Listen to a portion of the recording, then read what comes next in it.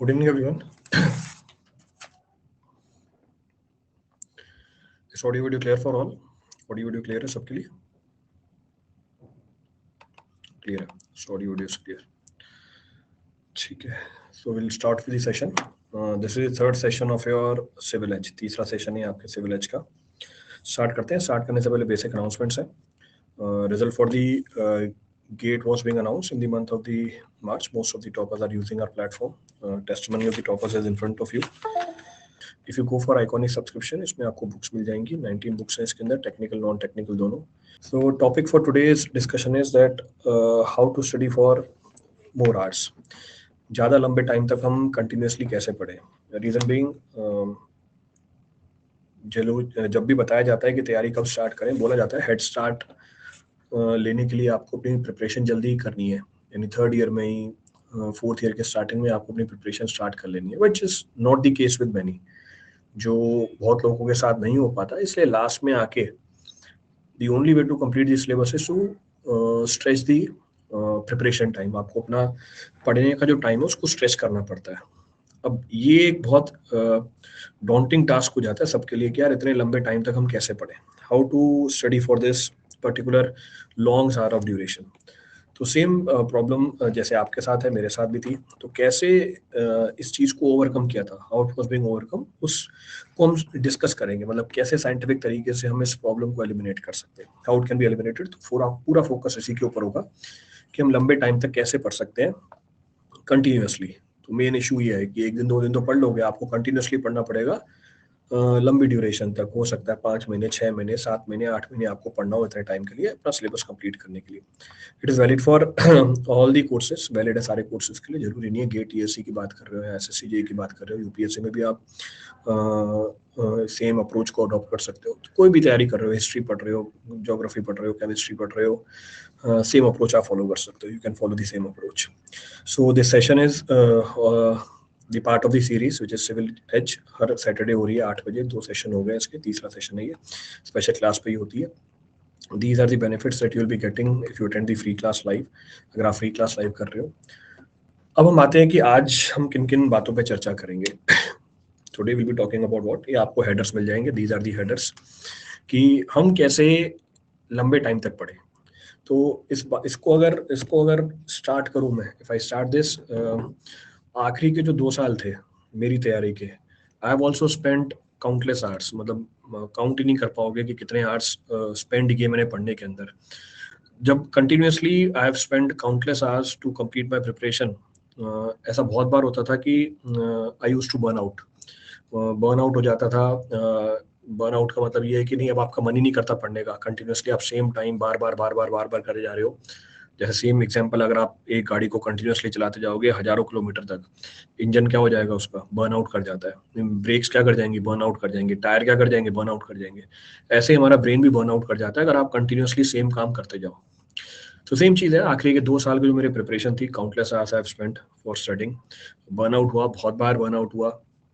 Then ऐसा भी होता था कई बार मेरे साथ कि I used to face the increase in inertia to pick the books back. अगर मैंने पढ़ाई करना छोड़ा, लेट सपोज मैंने आज एक टॉपिक खत्म कर दिया, फिर अगला टॉपिक उठाने से पहले फिर से इंक्रीज इनर्शिया होती थी. इंक्रीज इनर्शिया मतलब मन ही नहीं करता था यार, अब कि यार अभी तो इतने टाइम से पढ़ रहा हूँ, एक टॉपिक खत्म किया, अब दूसरा टॉपिक मेरे को वापस उठाना है क्योंकि शेड्यूल मैच करना है. तो हमेशा इंक्रीज इनर्शिया होता था नया टॉपिक स्टार्ट करने से पहले, नया सब्जेक्ट स्टार्ट करने से पहले, नया कोर्स स्टार्ट करने से पहले. नाउ क्योंकि ये प्रॉब्लम्स थी मेरे साथ भी, सो बाय रिसर्चिंग एंड रीमॉडलिंग हमने नए तरीके डेवलप किए. मैंने नया तरीका सोचा यार कि किस तरीके से मैं ज़्यादा टाइम तक पढ़ सकता हूँ और किस तरीके से मैं बर्नआउट को कम कर सकता हूँ. सो मेरे 2 एम थे. एक, ज़्यादा लंबे टाइम तक पढ़ना है, ज़्यादा ड्यूरेशन तक पढ़ना है, और बर्नआउट भी क्या कर देना है, रिड्यूस कर देना. तो दोनों चीज़ें मेरे को अचीव करनी थी. अभी दोनों चीज़ें कैसे अचीव करी, हाउ आई मेजर दिस. तो इसके लिए बहुत सारे स्टेप्स फॉलो किए. जैसे पहला स्टेप है, सबसे इफेक्टिव स्टेप ये, measure how much you are studying. आपको क्वांटिफाई करना पड़ेगा आप कितना पढ़ रहे हो. अब कैसे क्वांटिफाई करोगे सर, हम कैसे क्वांटिफाई करेंगे. आज के टाइम पे तो बहुत ही आसान है. उस समय तो मैंने एक घड़ी ले ली थी, सामने टाइमर लगा देता था. अब जैसे मैंने ये डिसाइड किया कि मेरे को 10 घंटे पढ़ना है आज. अब 10 घंटे में लगातार तो पढ़ नहीं पाऊंगा. अब 10 घंटे को मैंने 2-2 घंटे के 5 सेशन में डिवाइड किया. तो सामने मेरा टाइमर चालू हो जाता था 2 घंटे का. तो मैंने टाइमर स्टार्ट कर दिया। अब मैं उठूंगा तभी जब ये 2 घंटे पूरे हो जाएंगे। अब टाइमर स्टार्ट होगा जब यहाँ पे 2 घंटे की जगह 0 नहीं हो जाता, तब तक मेरे को कंटिन्यूसली पढ़ना है। I have to start. कहने का मतलब है मैं क्वांटिफाई कर रहा हूँ कितने टाइम के लिए मैं पढ़ रहा हूँ। अगर आप क्वांटिफाई नहीं करोगे हमेशा ट्रैक छूट जाएगा, यू लीव द ट्रैक। तो आज तो मोबाइल फोन में भी होता है टाइमर, तो अपना फोन स्टार्ट करो, टाइमर लगा 2 घंटे का। So in order to sit and study for longer duration, the first thing you have to keep in the mind is to measure how much you are studying. कितना आप पढ़ रहे हो उसको क्वांटिफाई कर दो। ध्यान रखना लंबे टाइम तक ज्यादा नहीं पढ़ पाओगे। ह्यूमन ब्रेन बना ही नहीं है इस चीज के लिए। आपको बीच में क्या देना पड़ेगा, इंटरवल देना पड़ेगा। तो अगर मेरे को एग्जांपल दिया, मेरे को 10 घंटे पढ़ना होता तो मैं टारगेट बना था 10 घंटे का। अब 2-2 घंटे के 5 स्लॉट है, हर 2 स्लॉट के बीच में अब आप कितना टाइम दोगे ये आप डिसाइड करोगे। You have to give the time कि आधे घंटे का ब्रेक दिया या 1 घंटे का ब्रेक दिया या 20 मिनट का ब्रेक दिया या 25 मिनट का ब्रेक दिया, आपको डिसाइड करना है। पर हर 2 सेशंस के बीच में, आपके 2 सेशंस के बीच में टाइम होना चाहिए। अगर ऐसा नहीं दिया, again that problem of burnout will come. तो सबसे पहले चीज मेजर करना है कि मैं कितना पढ़ रहा हूँ। जब ये घड़ी आपके सामने चलती रहेगी, बीच में उठने की कोशिश भी करोगे, वो बताएगी नहीं अभी 2 घंटे पूरे नहीं हुए, अभी 15 मिनट और है, अभी 10 मिनट और है, हो सकता है पहले ही मन कर जाए उठने का। ये घड़ी आपको बिठा के रखेगी वहां पे। तो सबसे पहली चीज, आज के बाद जब भी मैं पढ़ने बैठूंगा टाइमर लगा दूंगा सामने। अब मैंने 2 घंटे का पढ़ने का सोचा, हो सकता है आपने 1 घंटे का पढ़ने का सोचा, तो वो आप चेंज कर सकते हो, that you can change. But the first thing to be kept in the mind is you have to measure how much you are studying. Quantify कर दो कितना आप पढ़ रहे हो। नेक्स्ट बहुत ही कॉमन चीज है, law of diminishing marginal utility, हर जगह काम करती है। Law of diminishing marginal utility. अब क्या है law of diminishing marginal utility? इसको बहुत ही बढ़िया एग्जांपल से दे सकता हूँ। जिसको जो भी चीज पसंद है, लेट सपोज किसी को गोलगप्पे पसंद है, जब पहला गोलगप्पा खाओगे मतलब आत्मा तृप्त हो जाएगी आपकी।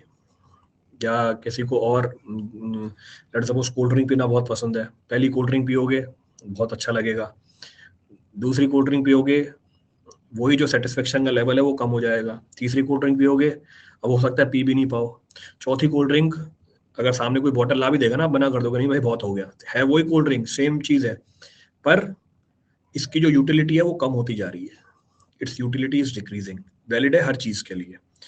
तो आपको ये law of diminishing marginal utility अगर पता है, ये यहाँ पर भी अप्लाई होता है, it is applicable here also. कहने का मतलब ये है कि अगर आप पहले 2 घंटे पढ़ोगे आपको ज्यादा समझ में आएगा, अगले 2 घंटे में सेम चीज कम समझ में आएगी, अगले 2 घंटे में सेम चीज और कम समझ में आएगी। तो कहने का मतलब है जो आपने सोचा है कि मैं 10 घंटे पढ़ूंगा और इसको ब्रेक कर दिया आपने 2-2 घंटे के 5 सेशन में, ये मत एक्सपेक्ट करना हर 2 घंटे में सेम आउटपुट आएगा, क्योंकि आपके दिमाग की जो क्षमता है वो हर 2 घंटे बाद कम होती चली जाएगी। It will keep on reducing. तो ये चीज आपको समझनी है, तो टारगेट भी उसी के हिसाब से लगाना।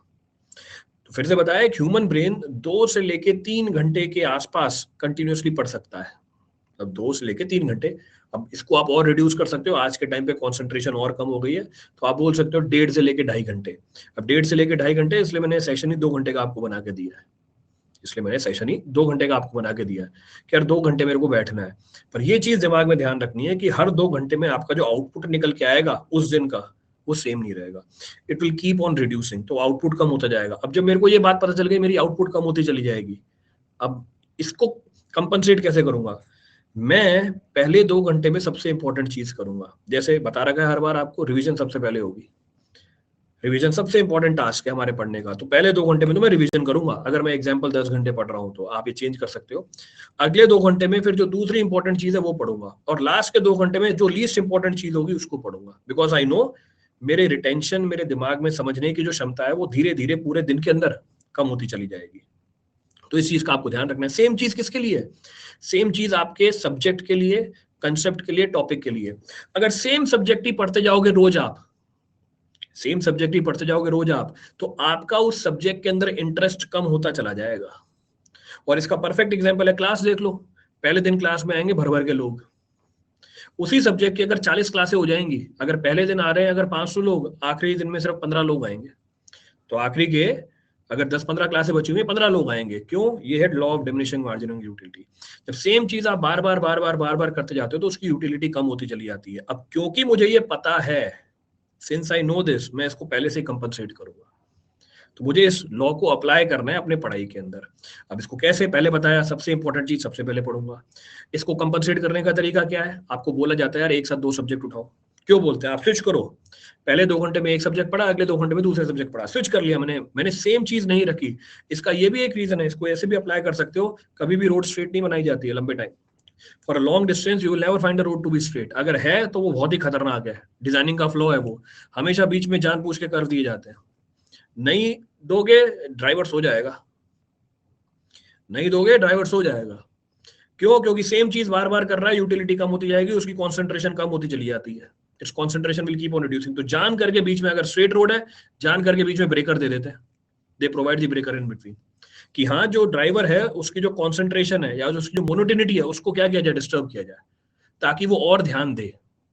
तो ये चीज हर जगह एप्लीकेबल होती है कि अगर सेम चीज करते चले जाओगे, आपका जो मन है वो उतरता जाएगा उस चीज से। तो आपको इसको रोकना है। तो एक साथ 2 सब्जेक्ट पढ़ो, 3 सब्जेक्ट पढ़ो, एक टेक्निकल पढ़ो, एक नॉन टेक्निकल पढ़ो, one should be technical, the other should be non technical.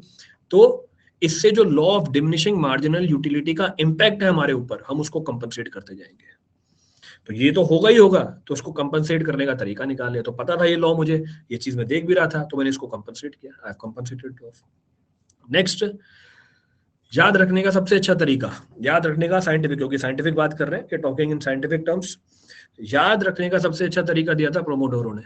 तो प्रोमोडोरो का कंसेप्ट क्या है वो भी देखते हैं आगे। बीच में प्रचार आ गया, प्रचार पहले होने दो 10-15 सेकंड में, फिर आपको नेक्स्ट हम बात करेंगे कि हम लंबे टाइम तक कैसे पढ़ेंगे। हम लंबे टाइम तक पढ़ेंगे using pomodoro technique. So next, the scientific method to study the particular topic for longer duration is pomodoro technique. अब प्रोमोडोरो टेक्निक क्या बोलती है? 4 स्टेप्स हैं इसके अंदर। There are 4 steps in this pomodoro technique. पहला, decide on the task that you need to do. Decide on a task that you need to do. पहले task fix कर दो जो आपको करना है। सो भाई यार आज मेरे को सॉइल पढ़नी है, आज मेरे को बीएमसी के न्यूमेरिकल करने हैं, आज मेरे को रिवीजन करना है। तो डिसाइड कर लिया आपने, टास्क बना लिए, यानी प्लानिंग कर लिया आपने। फिर set the timer to 25 minutes. अब टाइमर लगा दिया आपने 25 मिनट का। अब हमने एग्जांपल लिया 25 मिनट का, वहां पे क्या लिया 2 घंटे का, किसी के लिए 1 घंटे भी हो सकता है, किसी के लिए 45 मिनट भी हो सकता है। तो बोला था आपको टाइमर फिक्स कर दो पहले ही। सेम वही टेक्निक है जो मैंने आपको बता रखी है पीछे। Then work on the task until the timer rings.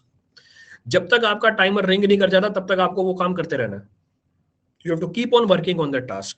Next, फिर बताया 2 सेशन के बीच में ब्रेक लेना। तो ये बोलता है take a short 5 minute break.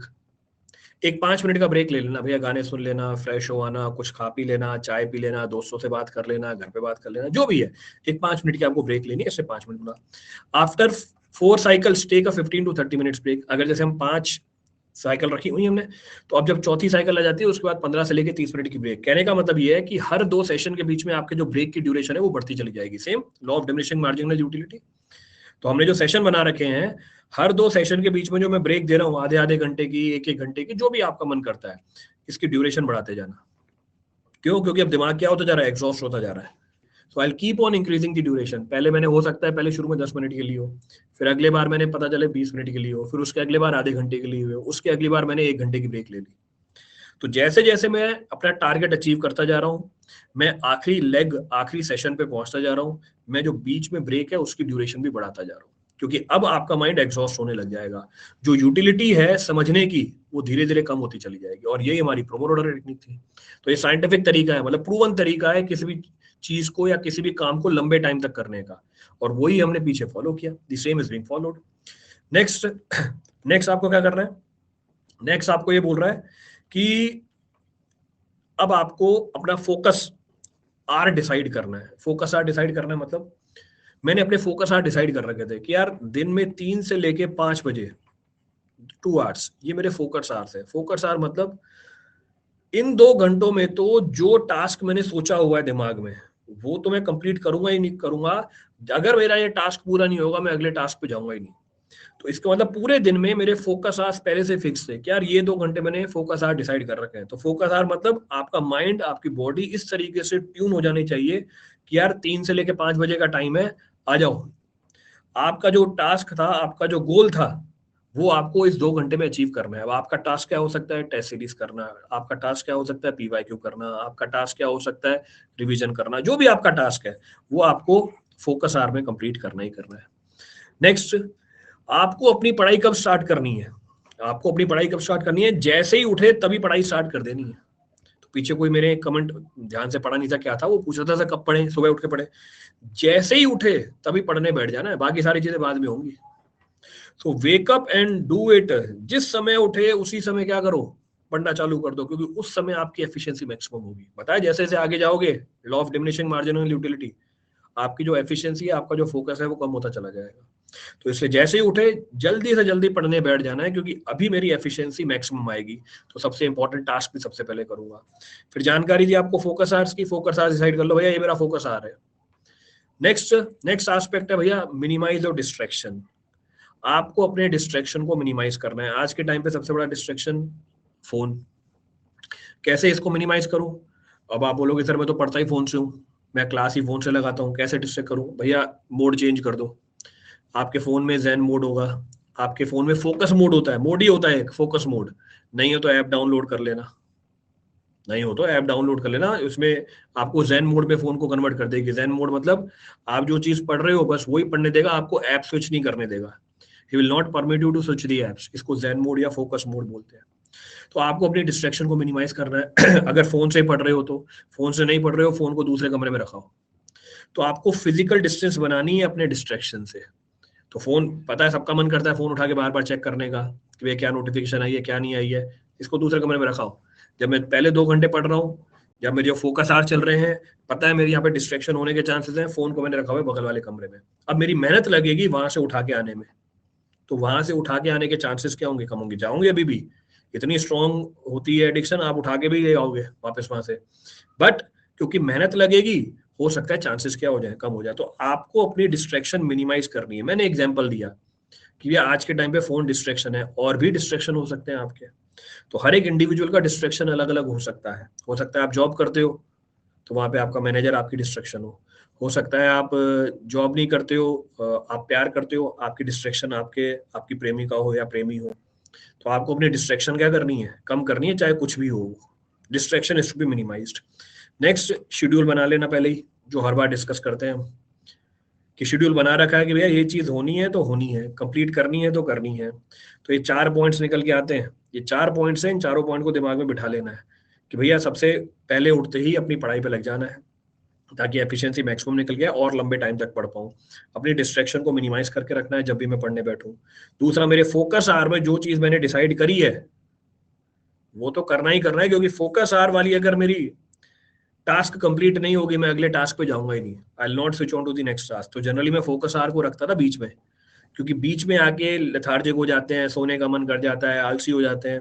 तो पता है 3 से 5 वाला, तो 2-2 घंटे के 3 स्लॉट 5 स्लॉट बना रखे थे। बीच वाला स्लॉट मेरा फोकस आवर था, कि जब तक ये 2 घंटे वाला टास्क मेरा पूरा नहीं होगा, मैं अगले 2 घंटे पे जाऊंगा ही नहीं। मतलब अगर ये टास्क पूरा नहीं हुआ, मेरे 6 घंटे बर्बाद है आगे वाले। तो जो इसके रेपरकशन है वो बहुत ज्यादा है। तो करोगे इस चीज पूरा, तो फोकस आवर आपको डिजाइन करना है। दूसरा, शेड्यूल बना लेना। You have to set the schedule and work accordingly. उसके हिसाब से आपको क्या करना है, काम करना है आगे। नेक्स्ट पॉइंट, आपको अपनी पढ़ाई को डिवाइड कर देना है एक्टिव और पैसिव स्टडिंग के अंदर। You have to divide your studies into active and passive study. मैं आपको सारे नए नए टर्म्स बता रहा हूँ ये, पर हो सकता है ये सारी चीजें आप करते हो। फिर से law of diminishing marginal utility है ये, उसी का दूसरा फॉर्म है एक्टिव एंड पैसिव स्टडी। अब क्या होता है active and passive study? Passive study जिसमें आप वीडियो लेक्चर देख रहे हो, करा है active earth pressure, passive earth pressure, वही सेम वैसा का वैसा ही है। पैसिव स्टडी लेक्चर लगा लिया, पैसिव स्टडी नोट से पढ़ लिया, पैसिव स्टडी ऑफलाइन क्लास लगा ली, ये सारी पैसिव स्टडी है। All these are passive studying. Active studying जिसमें आपका दिमाग चल रहा है। पैसिव में आपका दिमाग नहीं चल रहा, बस कान चल रहे हैं, आंखें चल रही हैं, सुन रहे हो, हाथ से लिख रहे हो, बस ये है passive study. Active study, daily routine में आपकी एक्टिव स्टडिंग भी होनी चाहिए। एक्टिव स्टडी मतलब सवाल सॉल्व कर रहे हो आप, एक्टिव स्टडी मतलब PYQ लगा रहे हो आप, एक्टिव स्टडी मतलब आप टेस्ट सीरीज अटेम्प्ट कर रहे हो, एक्टिव स्टडी मतलब आप रिवीजन कर रहे हो। रिवीजन में आपको सोचना है, सामने देखना थोड़ी है मुझे। तो जहां पर आपका दिमाग काम करेगा वो है मेरी एक्टिव स्टडी। जहां पर दिमाग काम नहीं कर रहा, बाकी सारी चीजें काम कर रही हैं, आंखें, मुंह, कान, हाथ, पैर, ये सब काम कर रहे हैं, ये हमारी पैसिव स्टडी है। तो आपके डेली के शेड्यूल के अंदर कॉम्बिनेशन होना चाहिए एक्टिव और पैसिव स्टडी का। अगर सिर्फ पैसिव स्टडी करते रहोगे, फिर से दिमाग के एक्सेप्टेंस की रेट कम हो जाएगी। एक्टिव स्टडी करोगे, दिमाग बर्न आउट हो जाएगा, मतलब इतना दिमाग चला ही नहीं पाओगे। 10 घंटे दिमाग चला लूं, मतलब 10 घंटे बैठ के मैं टेस्ट सीरीज करूं, पॉसिबल ही नहीं है। तो इसका मतलब कॉम्बिनेशन होना चाहिए। 90% हमारी पैसिव स्टडी चल जाएगी, 10% आप एक्टिव स्टडी कर लो, it is more than enough. क्यों? सेम ऐसा ही रेशो आपको पेपर में भी मिलेगा। 90% सवाल ऐसे होंगे जो आपने पढ़े हुए हैं, कुछ करने की जरूरत नहीं, आंसर निकालना है बस, सब कुछ आता होगा आपको, you will be knowing it. तो 90% सवाल ऐसे होंगे जो आपको पहले से आते होंगे, पढ़े हुए हैं, नोट्स में से निकल के आ जाएंगे, आपको आंसर निकालना है पैसिव। 10% में आपको अपना दिमाग चलाना पड़ेगा, नए सवाल भी आएंगे, नए सवाल भी आएंगे। तो एक्टिव पैसिव स्टडी का क्या करना है, कॉम्बिनेशन करना है। नोट्स डिवाइड करना चाहिए, बिल्कुल बताया ना, ये एक्टिव स्टडी का पार्ट है, नोट्स का रिवीजन। नोट्स का रिवीजन आपको मतलब जब मैं पहला टॉपिक पढ़ूं, अब टॉपिक पढ़ा मैंने जैसे एग्जांपल सीमेंट, अब मैं थोड़ी वापस थोड़ी रीडिंग मारूंगा, अब मेरे दिमाग में सीमेंट का उस पेज का सारा कंटेंट दिमाग में चलना चाहिए, तो दिमाग चल रहा है, तो जहां दिमाग चलेगा वहां एक्टिव स्टडी। जहां दिमाग नहीं चल रहा है, इसके अलावा बाकी सारी चीजें चल रही हैं, आंखें, हाथ, मुंह, नाक, पैर, ये मेरी passive study, this will be the part of passive study.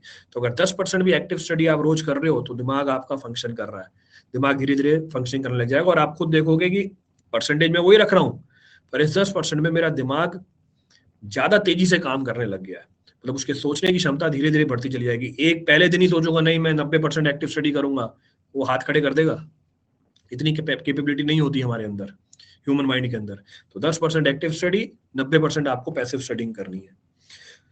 तो शेड्यूल को इस तरीके से बनाना है। नेक्स्ट, जब भी आप पढ़ोगे बहुत सारे टॉपिक ऐसे आएंगे जो पसंद के नहीं होंगे, और हो सकता है मैक्सिमम टॉपिक ऐसे हो जो पसंद के नहीं हो, एक दो फेवरेट सब्जेक्ट होंगे। जैसे एग्जांपल लेता हूँ, मेरी पसंद का टॉपिक नहीं था बीएमसी, कौन पढ़ेगा थ्योरी इतनी बड़ी, पसंद का टॉपिक ही नहीं है।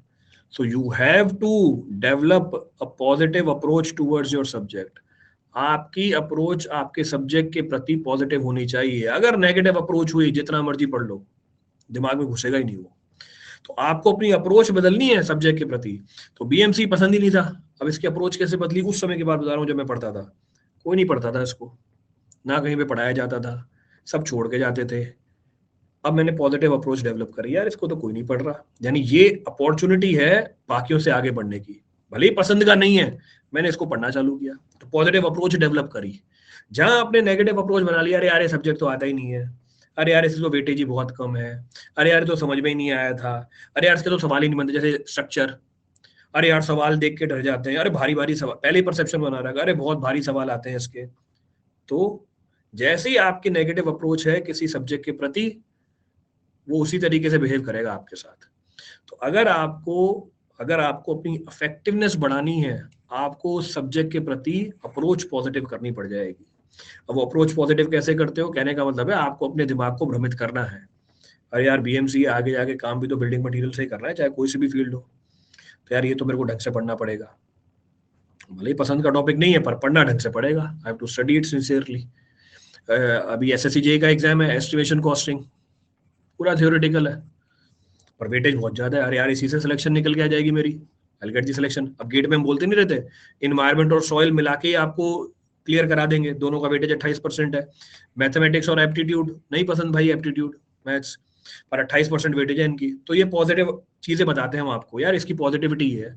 अभी हम बोलते हैं एनवायरमेंटल साइंस देखो, और केमिस्ट्री कौन पढ़ेगा, बायो कौन पढ़ेगा, पर पॉजिटिविटी दी आपको, नहीं भैया स्कोप बहुत ज्यादा है, आईआईटी में एडमिशन मिल जाएगा इससे। तो उस सब्जेक्ट के प्रति पॉजिटिव अप्रोच बनाई जा रही है आपकी। अगर पॉजिटिव अप्रोच बन गई तो उसको पढ़ना, उसको समझना आसान हो जाएगा, पर पहले ही बैरियर क्रिएट कर लिया उसके अगेंस्ट, वो चीज घुसेगी नहीं दिमाग में। तो जो भी सब्जेक्ट आपको मुश्किल लगता है उसके प्रति क्या डेवलप कर लो, पॉजिटिव अप्रोच डेवलप कर लो। तो जितनी भी चीजें बताई हैं वो सारी की सारी अगर आपने अप्लाई कर ली, you will be able to study for long hours. जब लॉन्ग आवर्स पढ़ोगे ध्यान रखना बर्नआउट होगा, बर्नआउट होगा मतलब पढ़ने से मन उब जाएगा, क्या रे यार क्या है, अब तो मतलब मन ही नहीं कर रहा पढ़ने का। हो सकता है एक हफ्ते में बर्नआउट होने लग जाए, क्योंकि हमें आदत नहीं है ये चीज करने की। जैसे ही आपको बर्नआउट फेस हो रहा है कि सेम चीज बार बार बार बार बार बार बार बार बार बार करे जा रहे हैं, वहीं लंबी ब्रेक लो। तो सपोज 1 महीने बाद आपकी ये सिचुएशन आई, ब्रेक ले लो। 2 महीने बाद आपकी ये सिचुएशन आई, ब्रेक ले लो। और आजकल तो ब्रेक का तो बहुत बढ़िया सिचुएशन है, मतलब बहुत बड़ा यूज करते हो आप कि अरे यार 2 लोगों को एक दूसरे से समझ में नहीं आ रही चीजें, अरे ब्रेक ले लेते हैं। तो ब्रेक लेने का मतलब क्या है, जो बर्नआउट हुई है आपकी चीजें, उसको नॉर्मलाइज होने का आप टाइम दे रहे हो। तो पढ़ते पढ़ते बर्नआउट हो गए, ब्रेक ले लो, टेक अ ब्रेक। अब ब्रेक कितनी देर की लेनी है वो डिपेंड करता है आपके पास कितना टाइम है, 1 दिन की लेनी है, 2 दिन की लेनी है, 3 दिन की लेनी है, उस समय छोड़ दो सब कुछ। दोबारा आपका जब माइंडसेट नॉर्मलाइज हो जाए, दोबारा आके सेम चीज को फॉलो करो। पता है ये चीजें होंगी तो उसके आपको सॉल्यूशन बताएं। सारी प्रॉब्लम्स हर एक इंसान फेस करता है, मैंने भी फेस करी थी, पर उसके सॉल्यूशन निकाले मैंने इस तरीके से, उसी टाइम पे निकाले थे सॉल्यूशन जो आज आपके सामने शेयर कर दिए, which I have shared now. तो how to effectively study for 12 hours, concise form में आधे घंटे के अंदर आपको पूरी जानकारी दे दी है। अब आज की बात ये मत बोलते गाना सर लंबे टाइम तक कैसे पढ़े, समझ में नहीं आता हमें। अब इसके बाद जो आपकी क्वेरीज है वो उठा लेते हैं इसी पॉइंट से रिलेटेड। अगर कोई क्वेरीज है वो देख लेते हैं भैया क्या है। 15 मिनट का ब्रेक सोच लेते हैं, पर 15 मिनट से 30 मिनट तो बेटा टाइमर बताया ना, टाइमर का काम क्या है, यही तो काम है टाइमर का। ऐसे तो मैं पढ़ने का सोचता हूँ 1 घंटा, आधे घंटे में उठ के चला जाता हूँ। पहला पहला पॉइंट ये डिस्कस किया टाइमर। तो जब ब्रेक ले रहा हूँ तब भी टाइमर सेट है, जैसे ही 15 मिनट पूरे हो जाएंगे अलार्म बजने लग जाएगा, आजा भैया वापस।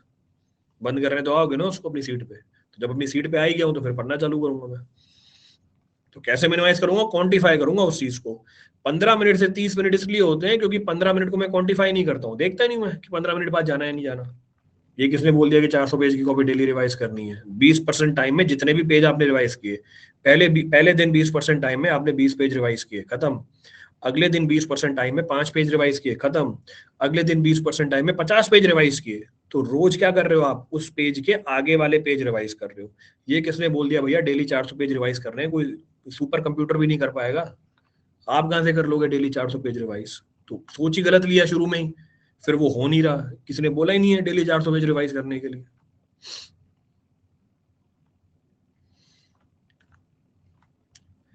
सैटरडे संडे ऑफ किया तो ठीक है क्या? ये आप पे डिपेंड करता है। मैंने बोला ना आपको ब्रेक कब लेनी है, ये आपकी वो है चॉइस। अब आपको ब्रेक कब लेनी है, कितने ड्यूरेशन की लेनी है, वो तो आपकी चॉइस है ना। ये मैं थोड़ी डिसाइड कर सकता हूँ संडे को ब्रेक लेनी नहीं लेनी। मैं नहीं ले रहा संडे को ब्रेक, ये कल भी मेरी क्लास लगी हुई है। अब कोई फिक्स थोड़ी ना कि मैं संडे को ब्रेक लूंगा। भाई मैंने इस महीने मैंने शुरू के 3 तारीख तक मैंने क्लास ली, 3 से लेके 5 तारीख तक मैंने क्लास नहीं ली, 6 तारीख तक 3 दिन ब्रेक मैंने तब ले ली लगातार। तो ब्रेक कब लेनी है तो आप डिसाइड करोगे ना। मैंने 3 दिन की ब्रेक ले ली, पूरे महीने की ब्रेक हो गई मेरी, अब चल रही है क्लासेस मेरी लगातार, कोई संडे का ब्रेक भी नहीं। तो ब्रेक कब लेना है ये तो आप पे डिपेंड करता है ना, डिपेंड्स अपॉन यू। कोई फिक्स नहीं है संडे। कोई नौकरी थोड़ी ना कर रहे हो कि ऑफिस संडे को बंद रहेगा। भाई तो आपका खुद का काम है ना, खुद का काम है, आप खुद मालिक हो। तो नौकरी कर रहे होते तब मालिक के हिसाब से छुट्टी लेते हैं कि भैया आज संडे है, आज बताना, कल मंडे को आ जाना, सुबह 9 बजे आना, शाम को 5 बजे जाना। ये तो आपका खुद का काम है ना, खुद का काम है, खुद के मालिक हो आप डिसाइड करोगे कब पढ़ना है कब नहीं पढ़ना। 12 आवर स्टडी के लिए हेल्थ ध्यान कैसे रखूं? हेल्थ का ध्यान कैसे रखूं? तुम अभी जिस उम्र में हो उस उम्र में अगर तुम पढ़ने से तुम्हारी हेल्थ खराब हो रही है तो भाई रहने दो, छोड़ दो पढ़ना। आगे तो बहुत भारी चीजें आएंगी, क्या होगा तुम्हारा फिर, कैसे जियोगे इस दुष्ट पृथ्वी के ऊपर तुम? 12 घंटे पढ़ने से तुम्हारी हेल्थ अभी इसी एज में खराब हो रही है, तो आगे तो पता नहीं क्या क्या होने वाला है, सर्वाइव ही नहीं कर पाओगे।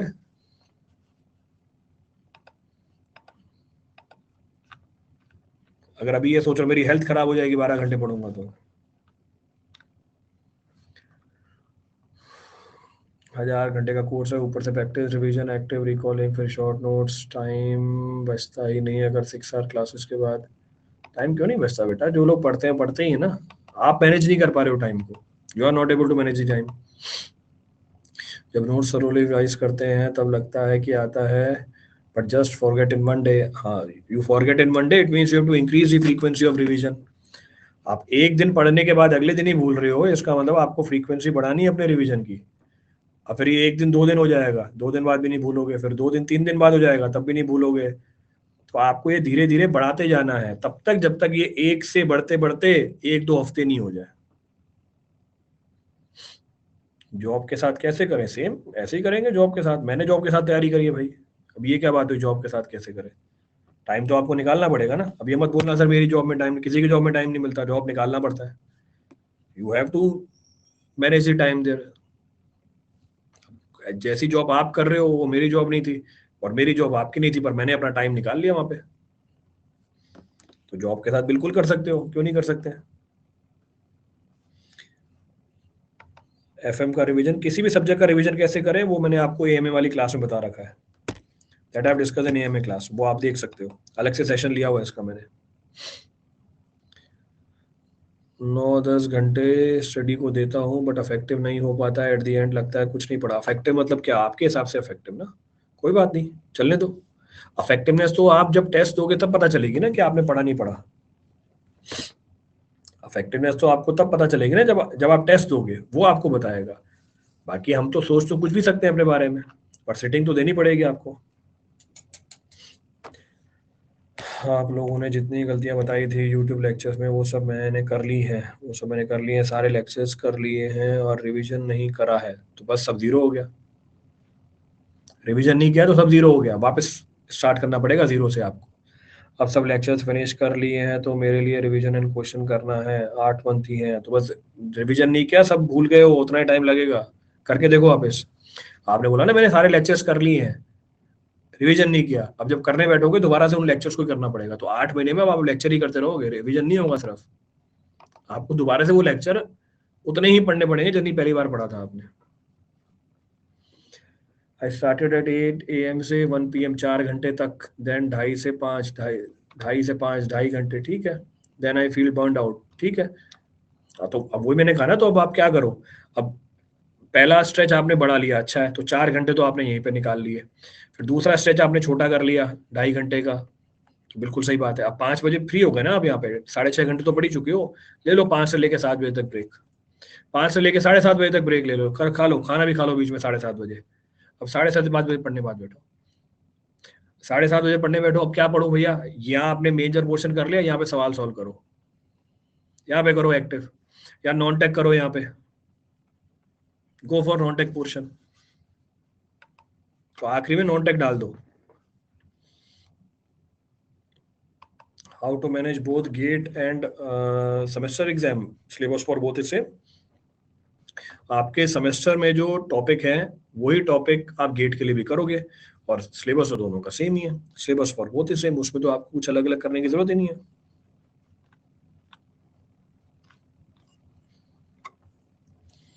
रिवीजन एंड क्वेश्चंस, हम रिवीजन तो बेटा सबसे पहले डाला है ना, बोला मैंने, रिवीजन सबसे इंपॉर्टेंट चीज है, लास्ट में छोड़ूंगा ही नहीं मैं। आप बोल रहे हो ना आप बर्नआउट हो गए, उसके बाद पढ़ने का मन नहीं कर रहा और रिवीजन लास्ट के लिए छोड़ रहे हो, छोड़ दोगे रिवीजन को? रिवीजन तो आपका इस 4 घंटे में जाएगा ना, सबसे पहले उठते ही रिवीजन करूंगा, सबसे पहला काम रिवीजन होगा वो 4 घंटे में। जैसे आज के मैंने 8 घंटे सोचे हैं पढ़ने के लिए, 8 घंटे का 20% टाइम वो पहले रिवीजन में जाएंगे, जब रिवीजन खत्म होगा उसके बाद आगे बाकी सारा काम चालू होगा, तो ध्यान रखना है इस चीज का। मैं गेट के साथ साथ बीपीएससी सिविल सर्विसेज की तैयारी भी कर रहा हूँ, ठीक है, करो, is it possible to manage? बिल्कुल मैनेज हो, बिल्कुल करो, कोई दिक्कत नहीं है, आप किसी भी एग्जाम की तैयारी साथ में कर सकते हो। मेरे को नहीं पता आपने सिविल सर्विसेज में कौन सा सब्जेक्ट ले रखा है, पर जब आप गेट की तैयारी कर रहे हो तो मेरे हिसाब से सिविल सर्विसेज में आपने टेक्निकली लिया होगा ऑप्शनल। लास्ट टाइम पेपर से 2-3 पहले शॉर्ट नोट्स के थ्रू रिवीजन करें, लास्ट टाइम में, again your choice, short notes का कोई कंसेप्ट होता ही नहीं है, अब आपने बना रखा है शॉर्ट नोट्स, अगर आप रिवीजन रोज कर रहे हो शॉर्ट नोट्स की जरूरत ही नहीं पड़ेगी, जो आपके फुल लेंथ नोट्स है वही शॉर्ट नोट्स में कन्वर्ट हो जाएंगे। 7-8 बार रिवीजन करने के बाद तो जब मैं एक पेज देखा जाता है ना, वो पेज आपके दिमाग में करके तो देखो, वो पेज इतनी तेजी से स्कैन होता है, विद इन माइक्रो सेकंड आपका दिमाग बता देगा पूरे पेज पे क्या है, अगर मैं 7-8 बार रिवाइज कर चुका हूँ तो फिर माइक शॉर्ट नोट्स की तो जरूरत ही नहीं पड़ेगी ना मुझे, कहाँ गए शॉर्ट नोट्स, जब मैं पूरे नोट्स ही इतनी जल्दी रिवाइज कर लेता हूँ, मतलब पन्ने पलटाने होते हैं लास्ट में, तो अरे यार ये पता है सारा कुछ, अरे यार ये पता है, दिमाग ही बोलता है अरे यार ये तो पता है, अरे यार ये तो पता है, पर उस स्टेज में आना भी तो पड़ेगा ना, ये थोड़ी कि पहले नोट से रिवाइज कर रहा हूँ फिर शॉर्ट नोट से रिवाइज कर रहा हूँ, शॉर्ट नोट्स बना भी रहा हूँ, क्यों टाइम वेस्ट करूंगा उसके अंदर, अभी इसी की तो बात चल रही है, टाइम ही नहीं पढ़ने का हमारे पास, आप नोट्स भी बना रहे हो शॉर्ट नोट्स भी बना रहे हो, तो अगर रिवीजन में पहले दिन से रिग्रेसली फॉलो कर रहा हूँ तो मुझे शॉर्ट नोट्स की जरूरत ही नहीं पड़ती है। 2 सब्जेक्ट का लेक्चर के साथ कितने सब्जेक्ट का रिवीजन करें? Again depends upon your capacity, अब कोई ना कितने टाइम के लिए आप पढ़ोगे, कितने सब्जेक्ट देखोगे, ये आपकी कैपेबिलिटी और आपकी पर्सनल चॉइस पे डिपेंड करता है, ये फिक्स्ड नहीं है, दिस इज नॉट स्टैंडर्ड। जितने घंटे मैं पढ़ सकता था उतने घंटे थोड़ी ना पढ़ो, हो सकता है आप ज्यादा टाइम के लिए पढ़ लो, मेरे को मिलता ही नहीं था, जॉब करता था, अब मुश्किल से मैं 2 घंटे सुबह निकाल लेता था, 2 घंटे शाम को निकाल लेता था, 2 घंटे में कभी कभार ऑफिस में मिल जाते थे। मैं बोलूंगा नहीं 4 घंटे में काम चल जाता है, पर आपको अगर ज्यादा टाइम मिल रहा है तो आप तो ज्यादा टाइम करोगे ना। तो कितने घंटे पढ़ने हैं रोज, ये पर्सनल कितने टाइम की अवेलेबिलिटी है और पर्सनल कैपेबिलिटी के ऊपर डिपेंड कर जाता है, ये कोई हार्ड एंड फास्ट नहीं है। Notes is sufficient for state A, अरे नोट सफिशिएंट है किसी फिर कोई स्टेट ए का पेपर चांद से बन के आता है क्या? अभी बोल रहे हो स्टेट मतलब गेट ईएसए के लिए तैयारी कर रहे हो और बोल रहे हो स्टेट ए के लिए सफिशिएंट होंगे नोट्स। अरे भाई सेम ही तो सिलेबस है सबका, हर एग्जाम के लिए नोट सफिशिएंट है।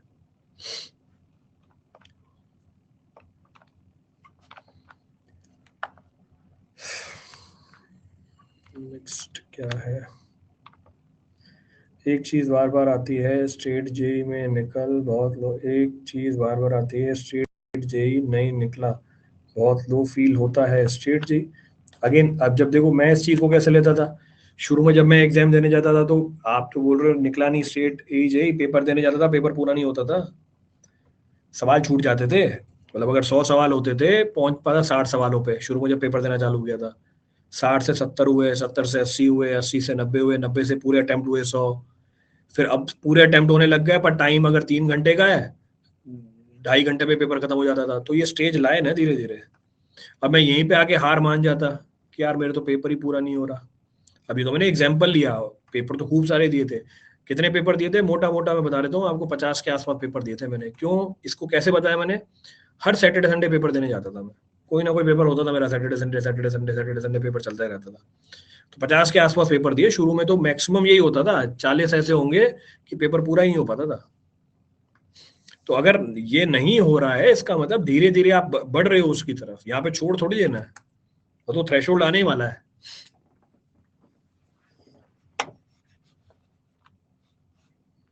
How to manage batch along with college daily study plan. Batch हो सकता है कि आपके कॉलेज के टाइम के साथ मैच नहीं करता हो, तो बैच क्या करोगे आप, इंडिविजुअल सब्जेक्ट करो ना। बैच कहाँ से आ गया इसमें, बैच तो अपने टाइम पे चलता रहेगा, बैच में 10 सब्जेक्ट चलते रहेंगे। आपको कॉलेज के साथ करना है रिकॉर्डेड देखो, कैसे मैनेज करना है, मैं रिकॉर्डेड देखूंगा, कॉलेज जाने से पहले पढ़ूंगा, कॉलेज जाने के बाद पढ़ूंगा। How to revise multiple subject, revision के ऊपर 10 लेक्चर ले रखे हैं पीछे, देखो बता रखा है कैसे रिवीजन करते हैं। एएमए सेशन उठाओ कोई सा भी, पता चल जाएगा। अभी मेरे ख्याल से पिछला ही एएमए सेशन हुआ था, वहीं बताया था कैसे रिवीजन करनी है। How to make short notes, अभी इसी सेशन में बताया, बनाने नहीं है शॉर्ट नोट्स। जब मैं रिवीजन कर रहा हूँ मल्टीपल सब्जेक्ट की एक साथ, मेरे को शॉर्ट नोट्स की जरूरत नहीं पड़ेगी, ये तो आपने पॉइंट जोड़ दिए उसके अंदर, बस कर लो। तो अगर मैं तीसरा पॉइंट कर लूँ, मेरे को चौथे पॉइंट की जरूरत ही नहीं पड़ेगी, मेरा उसी से काम चल जाएगा।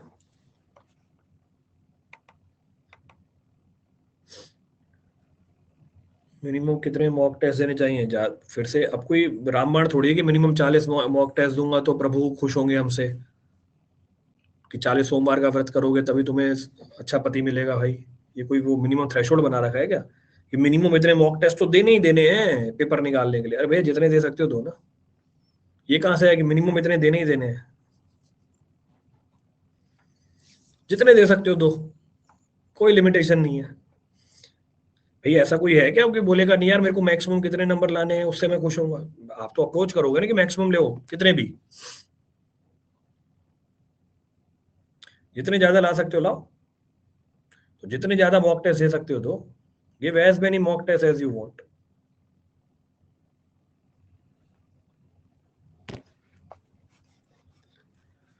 मैंने बीएमसी 3 महीने रेगुलर रिवाइज किए थे तो 20 डे बाद भी याद, 20 डे बाद भी याद है, लेकिन अब 5-6 सब्जेक्ट हो गए हैं, तो सब सब्जेक्ट रिवीजन का जो 20% टाइम है उसमें सारे सब्जेक्ट चलेंगे। आपने बीएमसी पढ़ा, 3 महीने रिवाइज किया, छोड़ दिया, जहां छोड़ा वो गया। अभी पीछे एक जने ने बोला मैंने सर पिछले साल सब पढ़ लिया पर रिवाइज नहीं किया, मैंने कहा सब गया। तो आपने बीएमसी की 3 महीने तक रिवीजन करी, छोड़ दी, गई। तो कैच ही यहाँ पर है कि छोड़ना ही नहीं है किसी को, उसको पकड़ के रखना है आखिरी जब तक पेपर नहीं होता। जहां आपने, तो आपने एक बार बीएमसी पढ़ने में जो टाइम वेस्ट किया और 3 महीने जो रिवीजन किया आपने वो भी वेस्ट है।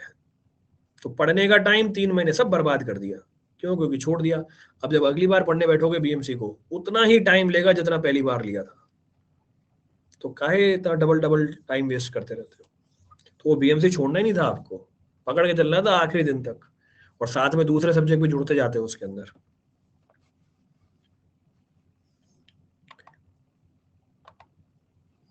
लाइब्रेरी ज्वाइन करी थी, वहाँ तो पढ़ने में मन लगता था, सुबह 10 से 12, फिर 2 से ठीक है, घर आकर आपके लेक्चर 9 बजे से उस टाइम एक सब्जेक्ट ही लेके चलता था, और जब वो कंप्लीट हो जाता था नेक्स्ट सब्जेक्ट उठाता था। नॉन टेक रात में सोने से पहले एक बार, इसमें और इम्प्रूव कर सकता हूँ। नहीं सही है, बढ़िया सब है, कर तो रहे हो आप। 7-8 घंटे वहाँ निकाल लिए, फिर आपने एक लेक्चर भी देख लिया, नॉन टेक भी कर लिया, बढ़िया, चलते रहो। पकड़ के चलना मतलब हाँ रिवाइज करते चलना है, क्योंकि अब सब्जेक्ट बढ़ते जा रहे हैं ना, तो रिवीजन का टाइम कम होता जाएगा ना पर सब्जेक्ट, पर डेली चलेगा वो बीएमसी। पेपर से पहले, पेपर से एक दिन पहले तक मॉक टेस्ट दे सकते हो, कोई मना ही नहीं है। जब तक पेपर नहीं आ रहा उससे एक दिन पहले तक आप मॉक टेस्ट दे सकते हैं, कोई इशू नहीं, there is no issue in that. You can give the mock test 1 day before that also, एक दिन पहले भी दोगे मॉक टेस्ट, चल जाएगा। जैसे मैंने बोला कि मैंने 2-2 घंटे के 5 स्लॉट बनाए थे, तो मैंने पढ़ा था 10 घंटे पढ़ने हैं, तो 2-2 घंटे के 5 स्लॉट बनाए। अब इस 2 घंटे में मेरे को पढ़ना है, लेट सपोज एक चैप्टर है, एक चैप्टर में 20 पेज, ये मैंने सोचा, नहीं पढ़ पाया भाई, 15 पेज ही पढ़ पाया, कोई बात नहीं, 15 पेज ही पढ़े ना। अब ब्रेक ली, अगले 2 घंटे का जो टारगेट है उस पर पढ़ने बैठ गया। यहाँ पे मैंने सोचा कि मेरे को पढ़ने हैं दो, मेरे को करने हैं 2 टेस्ट, 2 टेस्ट मतलब 40 प्रॉब्लम करनी है। एग्जाम्पल लिया, आ गया एक्टिव पैसे का मिक्सचर, मैं 40 सवाल कर ही नहीं पाया, मैंने 25 सवाल ही करी, नहीं हुए, कोई बात नहीं, आगे अगले 2 घंटे पे। ये मेरा फोकस आर है। फोकस आर वो आर है कि यहाँ का जो टारगेट है जब तक पूरा नहीं होगा मैं अगले वाले टास्क पे जाऊंगा ही नहीं। यहाँ पर मैंने ये सोचा था, हेयर आई थॉट अबाउट, कि मैं नॉन टेक करूंगा, मैं नॉन टेक में पढ़ूंगा, let us suppose ethics, ethics का एक चैप्टर करूंगा मैं इस 2 घंटे में। अब जब तक एथिक्स का एक चैप्टर नहीं हो जाता, हो सकता है 1.5 घंटे में हो जाए पहला टाइम केस, हो सकता है 2 घंटे में हो जाए, हो सकता है 3 घंटे में हो, जब तक ये एथिक्स का एक चैप्टर होगा नहीं तब तक मैं आगे नहीं बढ़ूंगा। ये है भैया मेरा फोकस आर। ये फोकस आर में जो टारगेट है वो मेरे को पूरा करना ही करना है। अब ऐसा जब मैंने किया, यहाँ पे आके इंसान, मतलब मोस्टली यहाँ पे आके इंसान ढीला पड़ जाता है कि यार 4 घंटे पढ़ तो लिए यार, कितना पढ़ेंगे, छोड़, वो दिमाग बहाने बनाने पड़ जाता है कि वह सुबह से तो पढ़वा रहा है मेरे से तू, अब तो छोड़ दे प्रभु। मैंने उसको डबल काम दे दिया यहाँ पे कि नहीं, ये वाला जब तक छोड़ेगा नहीं आगे नहीं जाएगा, और आगे भैया 4 घंटे और पड़े मेरे, वो 4 घंटे बर्बाद हो जाएंगे। तो इस डर से कि आगे वाले 4 घंटे बर्बाद हो जाएंगे, मेरा फोकस आर मैंने यहाँ फिक्स कर रखा है कि जब ये काम खत्म होगा तभी आगे वाले टास्क पे जाऊंगा मैं, तो कम से कम ये एक चैप्टर तो पूरा होगा ना मेरा, नहीं तो यहाँ आके मैं यही दम छोड़ देता। तो इसलिए वो फोकस आर रखा हुआ है बीच में कि जब तक फोकस आर का गोल पूरा नहीं होता हम आगे वाले टास्क पे, आगे वाले गोल को स्टार्ट ही नहीं करेंगे।